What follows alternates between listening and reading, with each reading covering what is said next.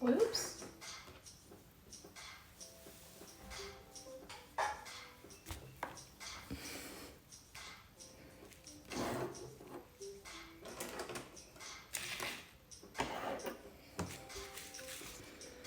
Good morning. Good morning, good morning.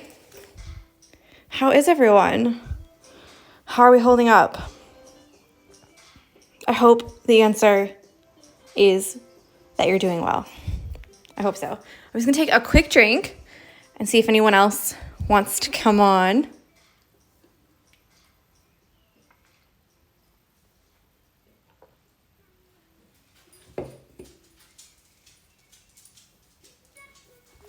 I thought there was a spider on the wall, but it's a fly, so don't worry. All right, so this is the Cozy Cottage Stitchalong prep video.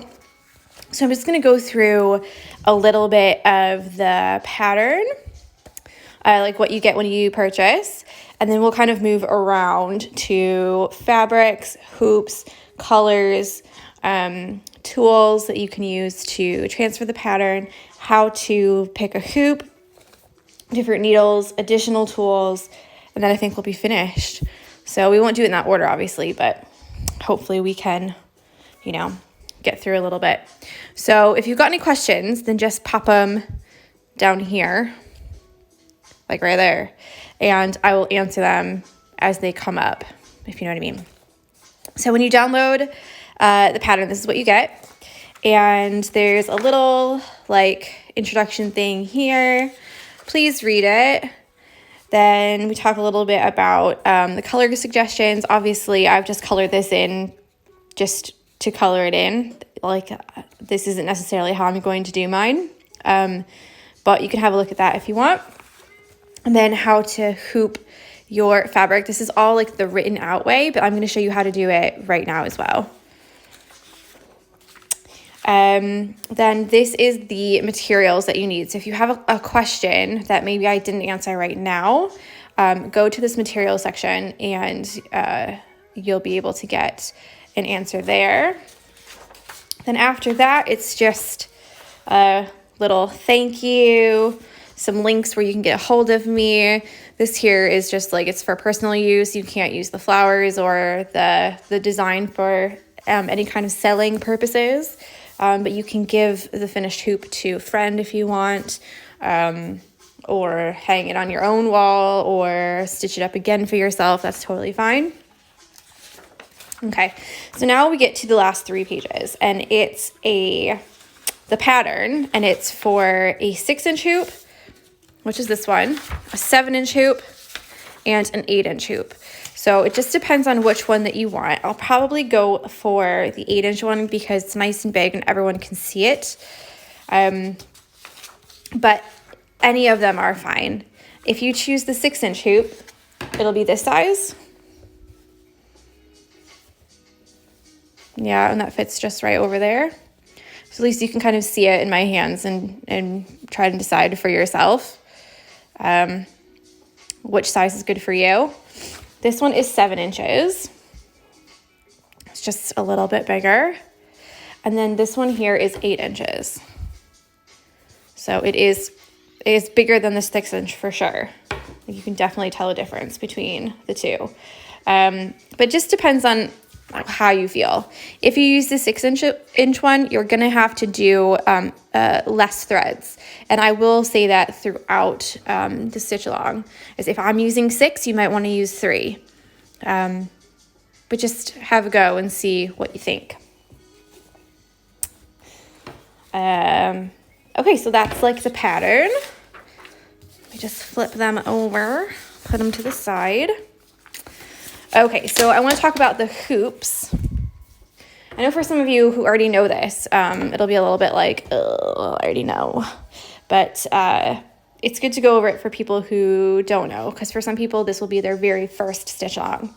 So really quickly, there's a couple different kinds of hoops that you can get. You can get a wooden hoop like this, just a bamboo hoop.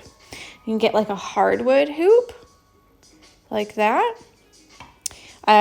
There's also a difference in the actual shape of the the frame part of the hoop. So this one is rounded on the edges, where these ones here are more square.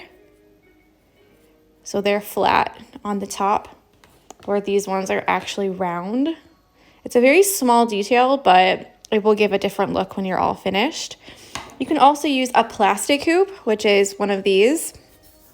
There's also a third kind. It's like a fake wood looking flexi hoop.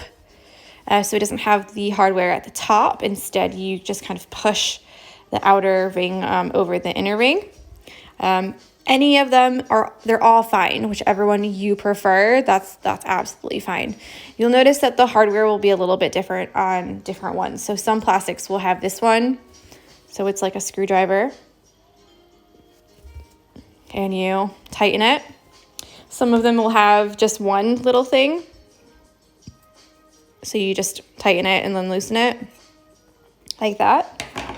And some of them will have an actual separate piece that comes apart. Oh, thank you.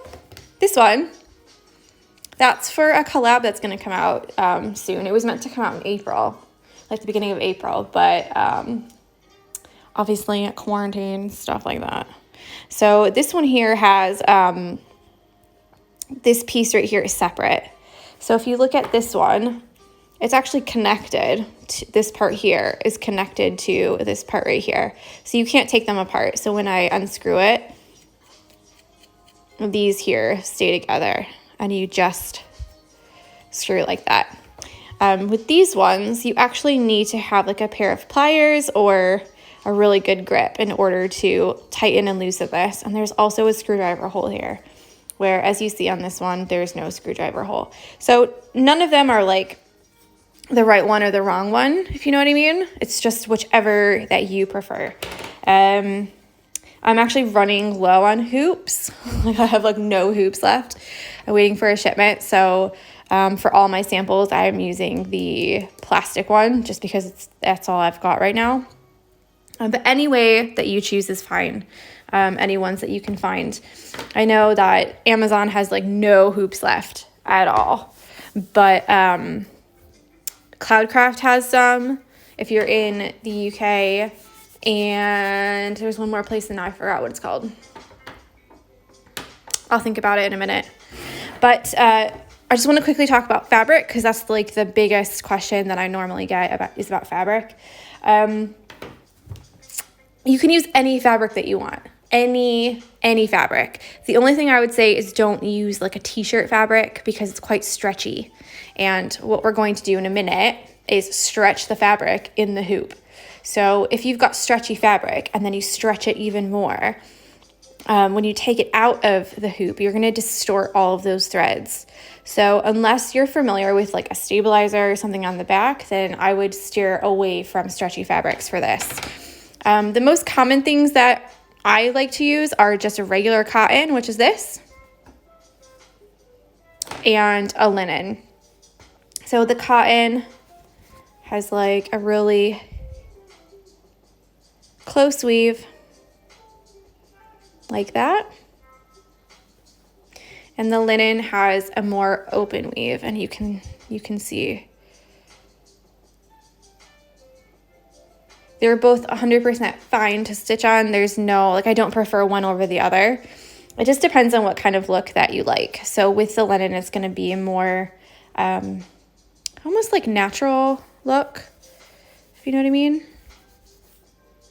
Whereas the cotton is just plain. Just a plain fabric. You can also use a Kona cotton. It's a little bit more expensive than like a regular like country quilters cotton, and I'll show you that. It looks exactly the same.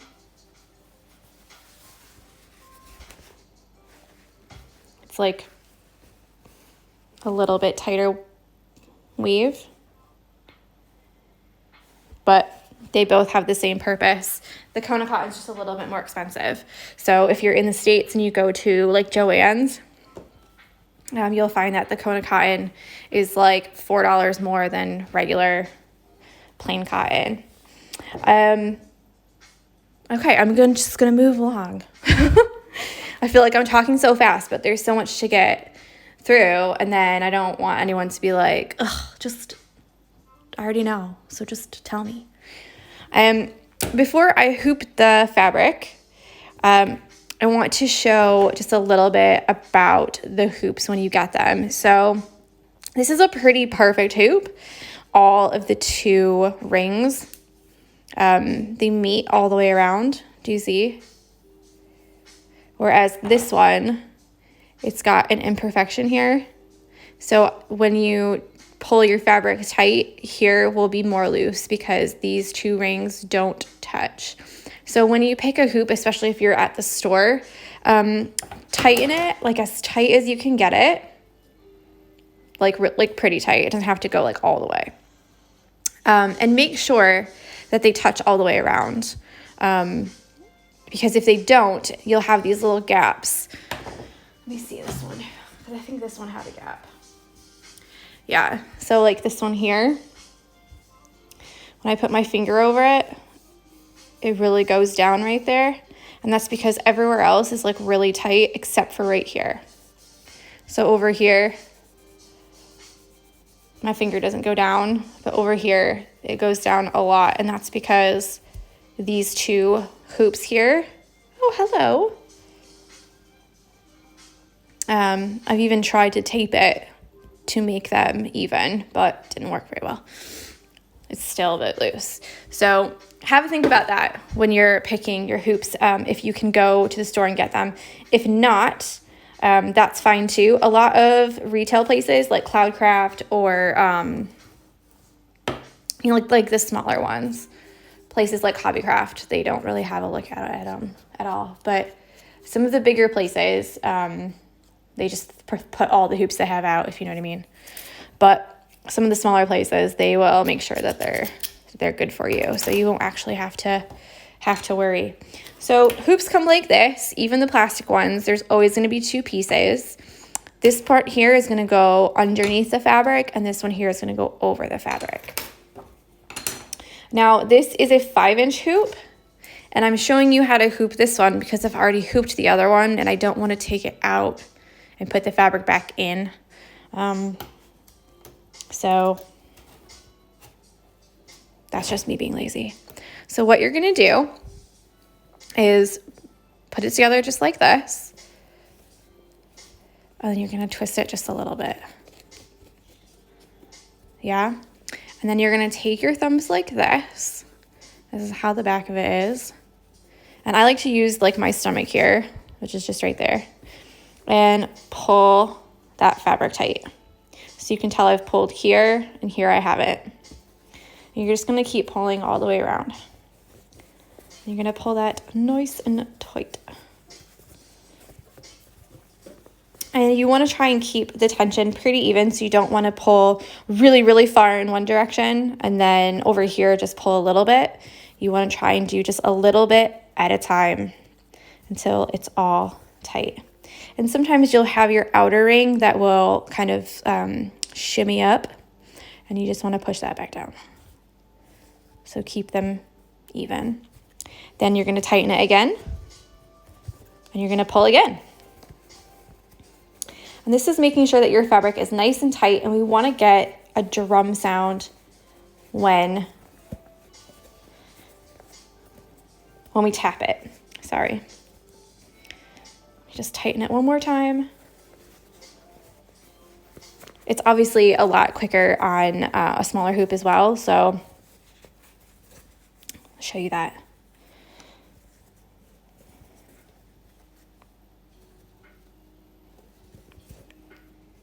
Okay, so what you have is this, and it should sound like this. Did you hear? So you don't want to have any saggy bits of fabric at all. So what I mean by that is you don't want to have any part of the fabric where you can see that it's too loose. So like this here, this is what I mean. So like when you take pictures and you share them and stuff, I don't want to see any of these like wrinkles in your fabric. It should be tight all the way around. So tighten that fabric up. Before every session when I stitch, I like to give it a nice good squeeze like this.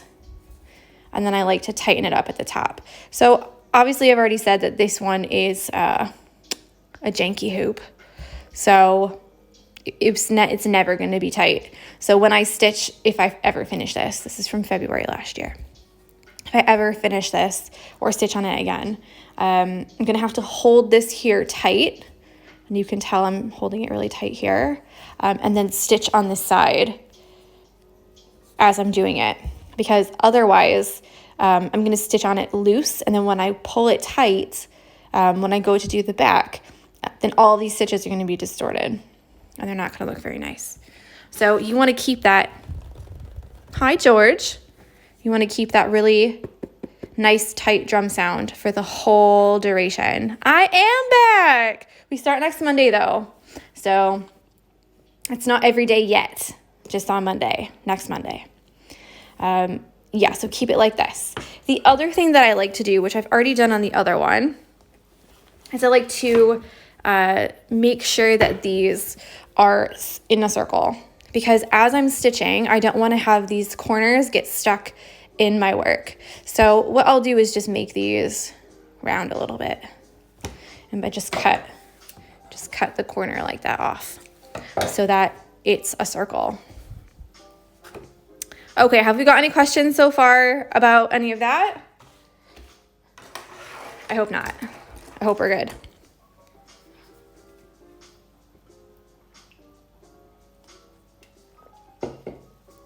Okay, I'm going to go to the next part, and that is tracing your pattern onto your fabric. Yes. Good. What's my favorite hoop brand? I don't actually know. I don't really have a favorite one. I know there's some quite expensive ones that you can get, and there's the cheaper ones that you can get. But I would say get one that's for your budget and for, what kind of look that you want. Because some of the hardwood hoops, they look really nice, but they can be quite expensive. So it just depends on what you're looking for. This one here is a bamboo hoop. It's got a lighter color wood. It just depends on what you like. The plastic ones are good as well, but again, it just depends on what you like. So here we go. I've got this magically done. Someone said, please save this video. So all the videos from the Stitchalong will be saved to my YouTube channel. So I'm going to be that person. Go check out my YouTube. Go on. But but seriously, if you miss a video, go to YouTube. I try to upload them directly after I record them. So after we stitch a bit of the pattern, I will upload it right after that to YouTube, so that anybody who's missed it can go and watch there, or you can watch on Instagram for 24 hours after I've done recording it. Yeah? So it's up to you where you want to go and watch. Okay, so I've got this hooped already. Before I cut the pattern out and show you how to transfer it and trace it on there, I want to talk a little bit about the different things you can use to actually draw your pattern on. So you can obviously use just a regular pencil. I'll kind of tell you the pros and cons of each, and then just turned off my work phone to cut out my fabric. Kim, you crack me up. A regular pencil is not going to erase as well as some of the other ones will. But if you're in a bind and you don't have any other utensils and you can't get out to get any other utensils, a pencil will work just fine. I will say, don't do this kind of sketching.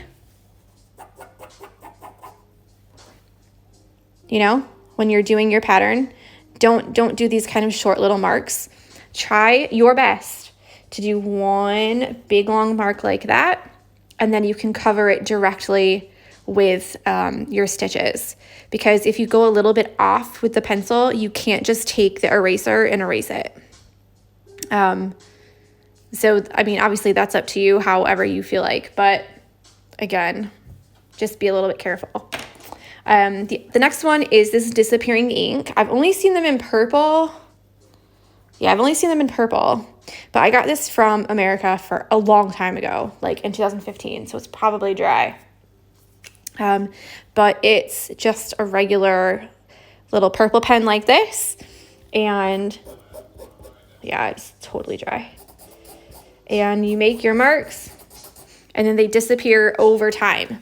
So they will disappear on their own. So if you order one of those from the internet, I don't have the kind, it just says Japan disappearing ink. If you order one of these, know that these marks will disappear on their own. So you might have to retrace the pattern a couple times over the course of a month, because they just evaporate in the air. So again, they're great because they don't really leave a mark afterwards, but maybe not the best for this one. The next one I have is this Keyring water erasable pen. These come in a bunch of different colors. They're mostly blue or maybe purple. I've seen like green as well. These ones, they disappear with water, so they'll stay on your fabric, whatever fabric that you put it on, until you physically wash it out. Obviously, the pro of this is that it won't just go away on its own, whereas the disappearing ink purple one, it will just evaporate. So at least you'll have this on there, unless you spill water on it or tea, or if your dog drools on it or something like that. So that will stay on there like that. The disadvantage is that sometimes when you wash it out, the blue marks can turn into like a watercolor-ish look, if you know what I mean. So like the line won't be there, but you'll see still like a blue wash behind it. So you might have to wash it a couple times to get it out. The other thing is that sometimes your threads will bleed. So that's what happened last time with somebody's project. And Sarah's just said something. Hold on. So if you use especially the reds are really notorious for bleeding. Even in cold water, sometimes it happens. It just depends on what you like. I was trying to think, because there's another color that I used the other day, and it bled a little bit when I got it wet, and I can't remember what color it was. But anyway, so there's 3 options so far. Sarah's just said, I have the purple Prim trick marker that disappears with time. Great for the free February stitch along, hopeless for complete patterns. So yeah, that's a good point, because for the February free stitch along, we drew a little bit each day. I thought I had it just right here, but I think I moved it.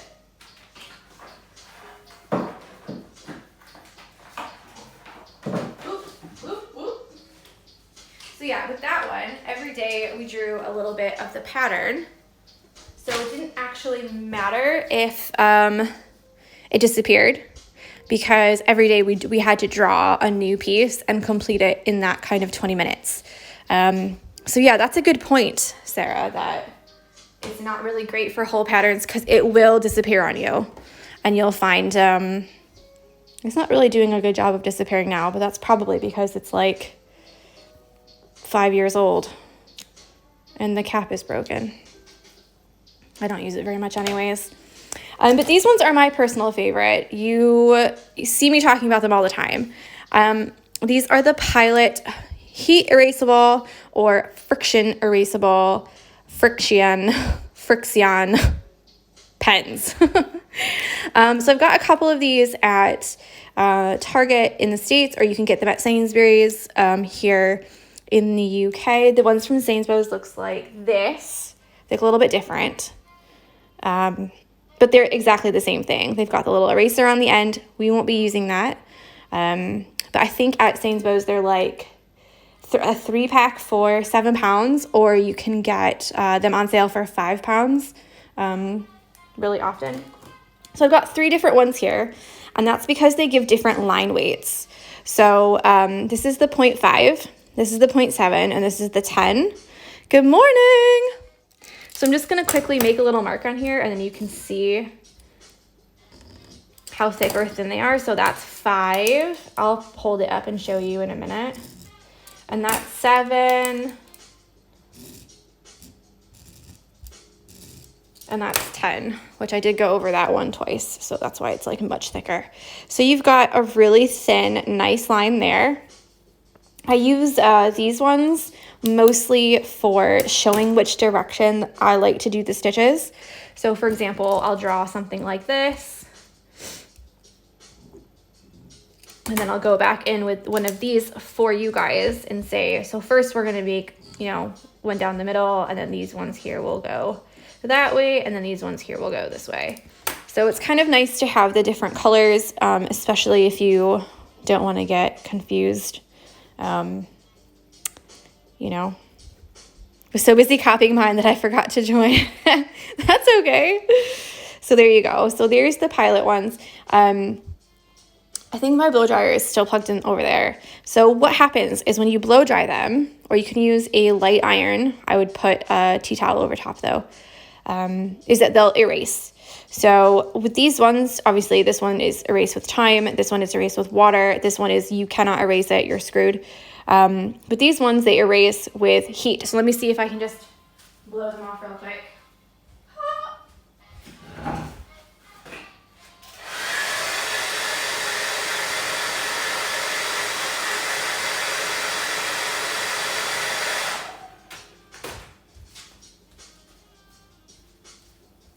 Okay, so you can see the thin ones came out almost all the way, and the thick ones have this kind of like yellowish line.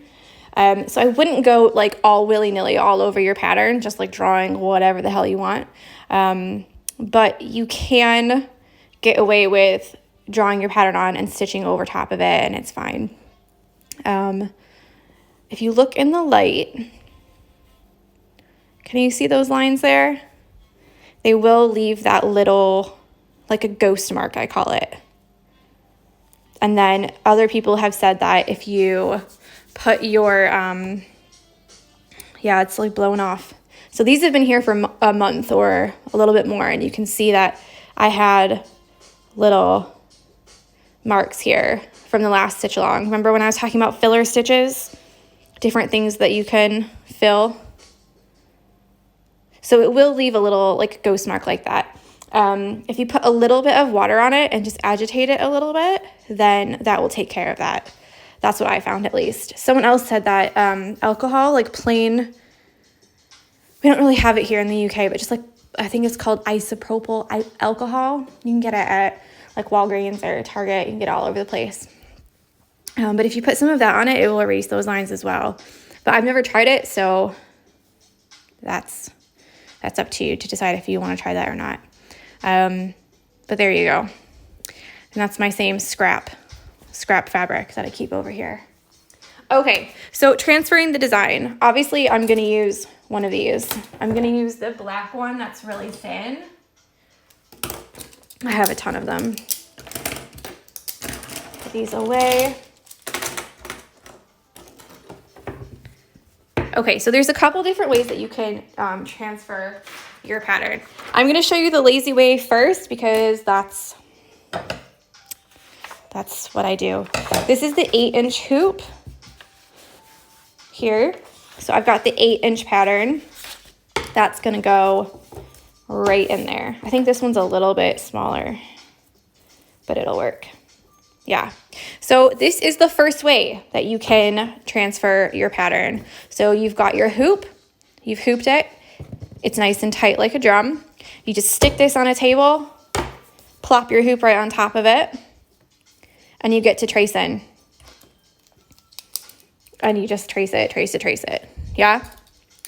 The only reason I don't like this way is because I prefer to stitch like this.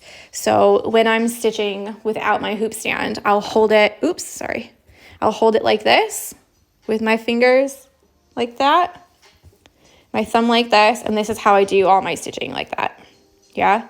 So obviously it's not beneficial to have my pattern on the back if I'm going to stitch it like this, which means you have to take your fabric out of the hoop, flip your fabric over, and then put it back into the hoop and recenter it in the middle.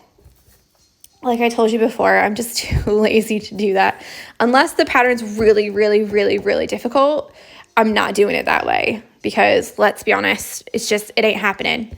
So there's one way. The other way is that if it's not an easy, like really easy to see through your fabric. So like if you've used a darker color fabric, you can take this here and hang it like on a window. So you just put a piece of tape here over top of the window and the light, you can even see my hand now going behind it. And you, again, have to put your hoop up to the window to trace it through. And you can see it like way better, see? The other way is if you've got a computer. So maybe you haven't got a printer, that's fine. But obviously you've at least got a phone to transfer, to buy the pattern. But if you've got a computer or an iPad, then you can use it as a little light box.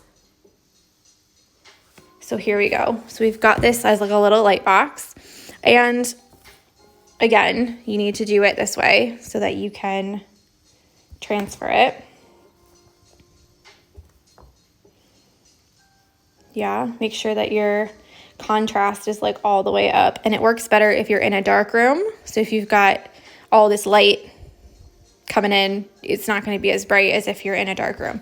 So you just put this over the top, and if you push your home button 3 times, you get this guided access, and the guided access lets it so that you can't touch the screen and move the screen around once you start. New passcode. So I can touch anywhere in here, make it bigger, make it smaller, it doesn't matter. And this right here will not be moved. You can see this like circle that I drew around it. Wherever you draw that circle, that's where your screen won't move. So over here I can, yeah, but in the middle I cannot. So there's something. And then you just push the button 3 times again, and you can push end and it will be finished. This is something that you need to enable with your iPad. Obviously on your computer screen, you can just bring it up on your computer and put your hoop right over the screen like that. And then you can trace it. Before I got my iPad, that's what I used to do a lot on my computer, is just put it right up to the screen, trace what I wanted to do.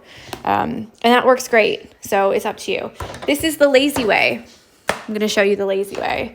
The lazy way is you take your scissors and you cut this out, and you want to go on the inside of this circle. Now I know that this is a little bit smaller than 8 inches because I've actually printed out that pattern for my neighbor. So I've just printed another one of this one like straight from my iPad. So I'm hoping, I think that it'll be the right size, but we'll see. Okay, so put that away. It's a little smaller, but that's okay. So what you're gonna do is you're just gonna take this circle, slide it right underneath, like that. Put it where you want it to go. I really need to print this a little bit bigger, I'm not gonna lie. So I won't actually trace it with you. I won't trace it on the screen because I want it to be a little bit bigger. And you get blue tack. And you're just going to push it up against the paper and the wood. I like to do 3 pieces, but I've got 2 here, so that's what I'm gonna use.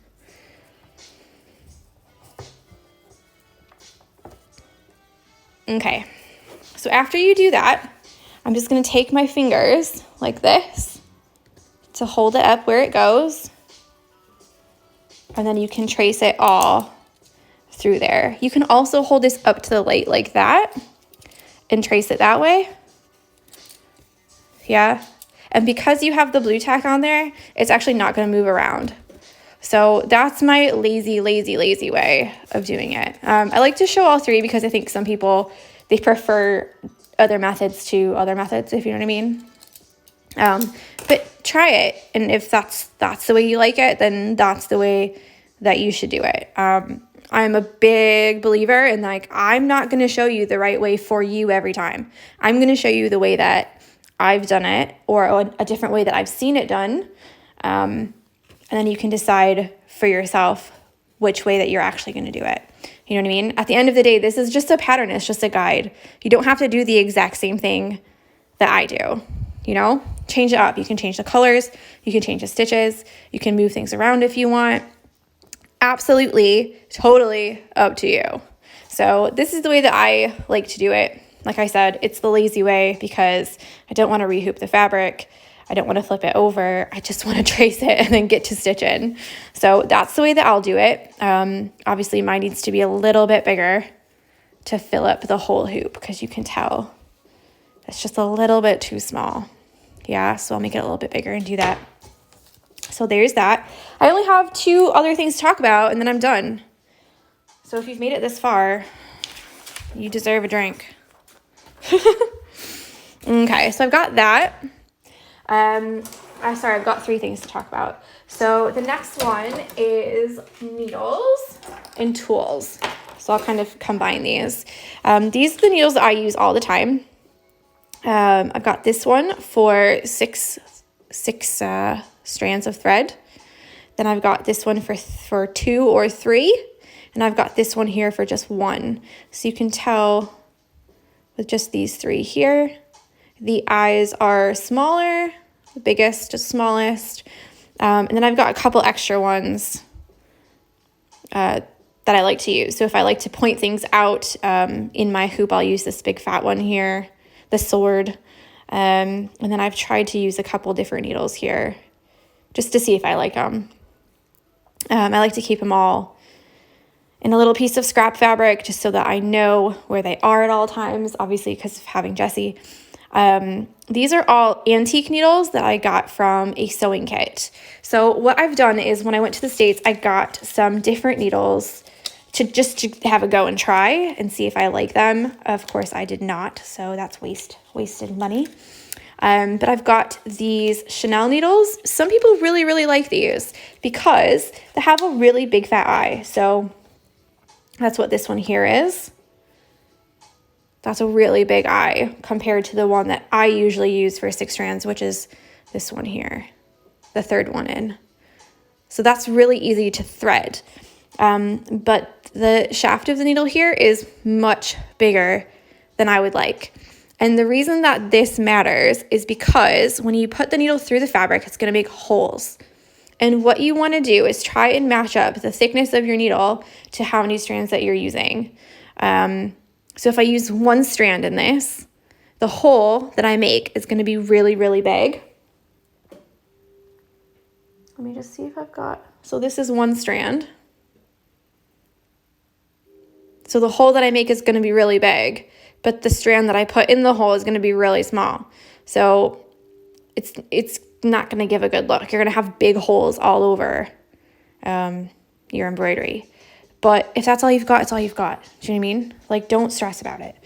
Lots of people really like these, especially people who use 6 strands all the time and don't use less. That's absolutely fine. So that's what this is called.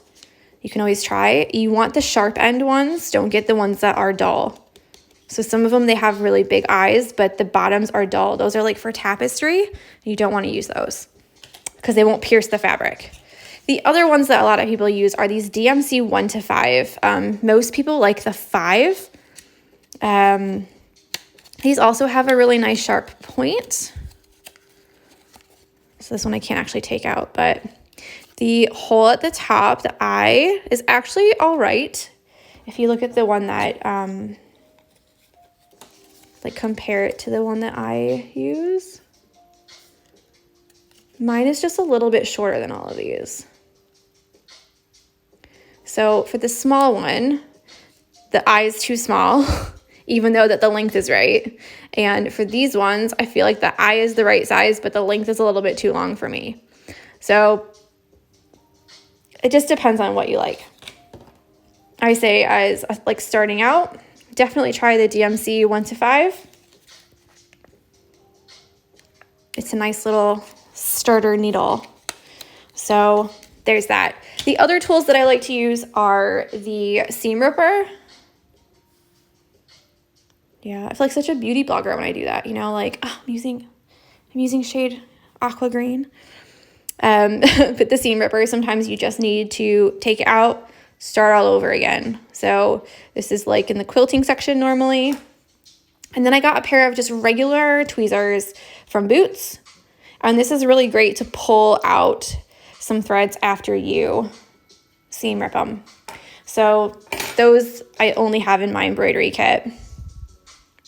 Yeah, so Kim just said, I just switched to DMC 1 to 5 and they are amazing needles. What did you use before?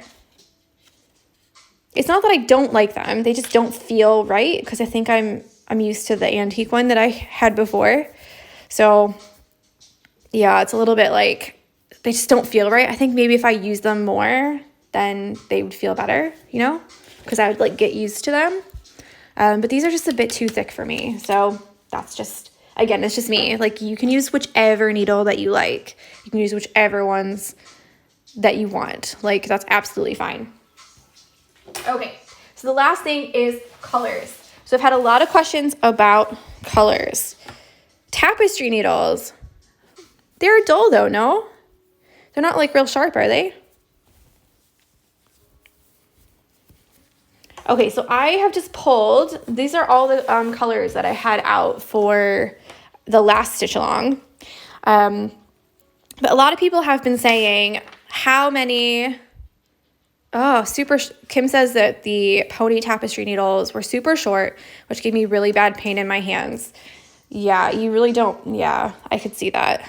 I'm glad that you changed. That would be really annoying. So a lot of people have said, how many colors should I get? So this is entirely up to you. I'm trying to move them up so that you can see the picture without the all the comments and stuff, you know? So this is the pattern. What I would suggest is you could go hog wild with colors. I mean, I think they're like, in the UK, I think they're like £1 or £1.10 for one color. So you kind of have to think about that when you're gathering your colors. You could also get like a mixed bag from Amazon, like 100 different colors. If you're just starting out, then try it. They won't be the most amazing threads, but you'll have a really nice color selection. And you can have a nice play around, you know, with the different colors. If you're hell-bent on using anchor threads or DMC threads and getting like the right stuff, of course you can, but just be aware that they are a little bit expensive. So yeah, people have said, what colors should I use and how many?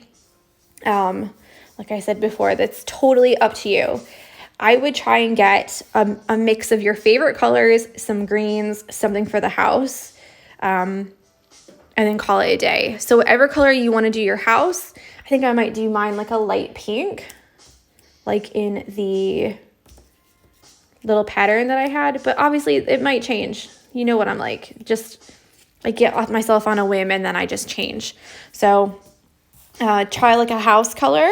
You could also just outline your house with black and white if that's what you feel. Do that. Like, who am I to tell you what to do? Do you know what I mean? Like, follow your heart, whatever you feel like. I would say though, get a nice mix of greens. So if you can only get like 10 colors, maybe, all right, let's just say 10. Get a nice dark green. These like aren't all my colors here. Yeah, get like a nice dark green, whatever color that is. This one's got a bit of blue in it, and this one here is just like plain green. Can you tell? So get a nice dark green. I would get a nice like minty colored green, like this one or this one. I'd get a green with a bit of yellow in it. So like that, or even like that. Yeah, so 1, 2, 3, 4. We're at 4 now. You can try a really, really, really light one if you wanted, which I don't think I have any out. Because there's a lot of green in here. So you have to kind of invest in what you think you'll use the most, you know? So you've got one for the house. We've got 5 greens, 1, 2, 3, 4, 5. So let's just say like that.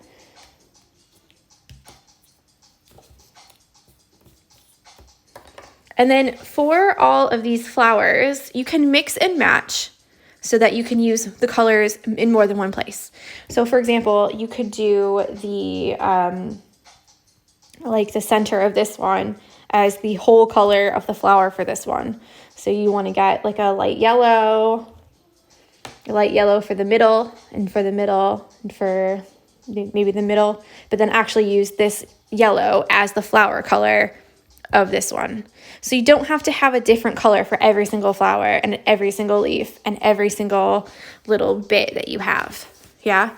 Like use what you've got and try and think a little bit strategically, especially if you're on a budget or if you've only got, you know, a limited color palette. And like I said before, choose your favorite colors. Like choose the colors that you love. Like theoretically, this is yours. Like this is going to be hanging up in your house, or you're going to gift it to a friend. So choose the colors that you like. And they might be different from someone else's. And that's the best part of this whole stitch along, is that everyone's patterns and houses and flowers and leaves and even the little stone pathway, they're all going to be different. So don't think that like, oh, Tori's done it this way, so I should do that. You don't have to. Put your own spin on it. You could do a brown house. You could do a blue house. You could just outline it in black. You can outline all of your flowers. You cannot outline any of them. Like it just depends on what you feel like. I will say there's no thread painting in this. So all of you will be very happy for that, I think. But other than that, it's just regular. We're just going to be doing some regular old stitching. So I think I'm going to leave it at that for now. The only thing I didn't talk about scissors, but scissors are scissors, aren't they? I've just got 2 nice sharp scissors. I normally use the orange ones because they're a little bit, can you see? They're not flat. They go up at the end a little bit, so I can really get down there close. These are just some fancy scissors, but they're really, really sharp, and they've got a nice sharp tip to them. So if I ever have to cut any threads out and I don't have my seam ripper right next to me, I use these ones because they're really sharp. And then obviously I've got just regular big old scissors to cut around the outside. But I think that that's it. Yeah, Twigs and Knots said that's the beauty of creativity. Exactly. So if you find yourself stressing out about this, then you need to sit down and take a breather, take a break, because that's not the point of this at all. Just have a bit of fun. And you know what? If you stitch something and you hate it, just cut it out and do it again. It might take an extra 20 or 30 minutes, but at the end of the day, it's way better than looking at it for the entire time and thinking, I hate that. I should have changed it. I hate it so much, I should have changed it. Just change it, because you're always going to look at it and think, I should have changed that. I hate it. All right. So I've just talked for nearly 50 minutes. Jesus Christ. Someone help me. That's it from me. If you've got any questions, I'll put a little question box in my story, or you can just DM me. That's absolutely fine as well. I think I've covered everything. This will be up on YouTube just right after this. So if you need to watch it again or re-watch a part of it. Also, when you are watching a live after the fact on Instagram, you can always push this side of the screen or this side of the screen to go forward or backwards. So some of you didn't know that. They said that they like to watch the YouTube because on when they go back later and watch the Instagram lives, there's no way to like fast forward it. There is. You just tap the screen. I think it goes forward like 2 or 3 minutes or 30 seconds or something. And if you tap this side of the screen, it goes backwards. So there's that. Not in a live. You have to watch the live after for it to work. So hope you have a lovely, lovely Monday. Tell your friends about the stitch along. Get some people involved. And yeah, I will talk with you later. All right. Bye.